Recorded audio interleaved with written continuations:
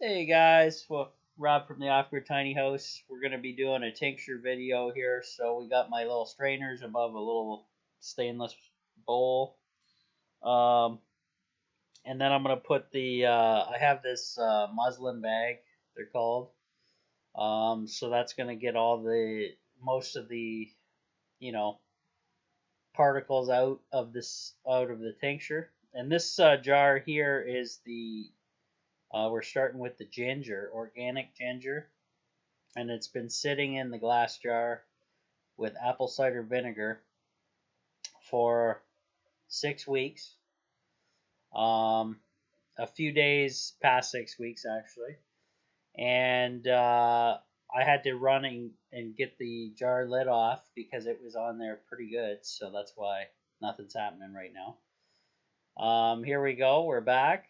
We're gonna pour the tincture into the bag, and it's going to filter out all the uh, ginger. And I use powdered ginger as opposed to um, just chunks of ginger that was cut up. And we're gonna see how effective the powdered stuff is. Now the powdered stuff was in a sealed, brand new container when I first did the tincture, so it wasn't just sitting around somewhere. Um, that way we can kind of do a comparison whether powdered or actual, you know, live raw stuff is the better. But I'm sure there's going to be some nice benefits. So just got to carefully strain this out with the muslin bag. So I'm just going to grab it. This is all similar to when I do my other cannabis videos. So just strain everything out. You can see it going there. And the muslin bag works pretty good. I actually didn't think I'd need the other strainers. I wasn't sure, but so far so good. So I'm just basically squeezing this with my hand. My hands are clean, obviously, washed, and just squeeze the hell out of it. Get all the liquid out of that because that's your medicine, basically. And actually, when I went to discard the um, ginger from this muslin bag afterwards, I squeezed it so hard that the stuff came out pretty much dry out of the muslin bag, so that was kind of neat.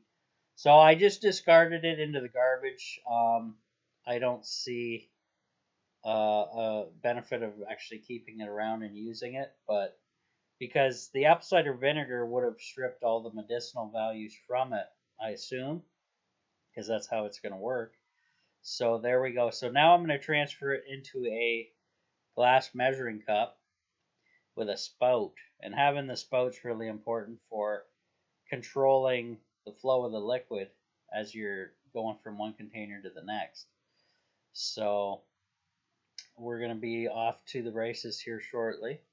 I'm going to bust out the newly supplied amber glass dropper bottles. They come with a little funnel setup here too. Come with this little plastic thing, and then you can transfer that slowly into the funnel.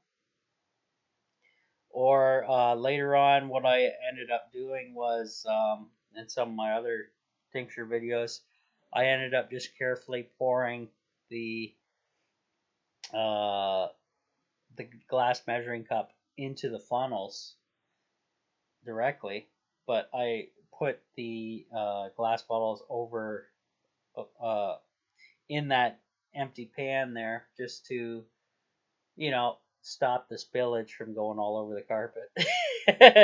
We're getting a new carpet here within the next couple months, anyways, but because this guy is well over its limit of over 20 years old, so we're gonna do some upgrading around here.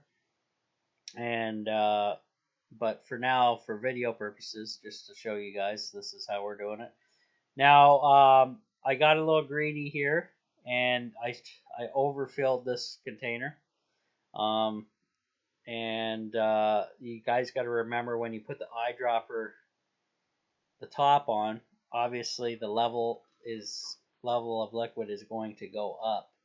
So you got to leave some space for that. So right here, I have to tilt the bottle back inside the measuring cup just to get a little bit of the liquid back out, so I have enough room for the eyedropper. And yeah, and then I grabbed a little something to put down here because obviously making a friggin' mess, being my first shot at making these tinctures, so be cool to do. All right. Enjoy, guys, as we go through with some nice music for the rest of the video. Stay tuned for the rest of the tincture videos, too.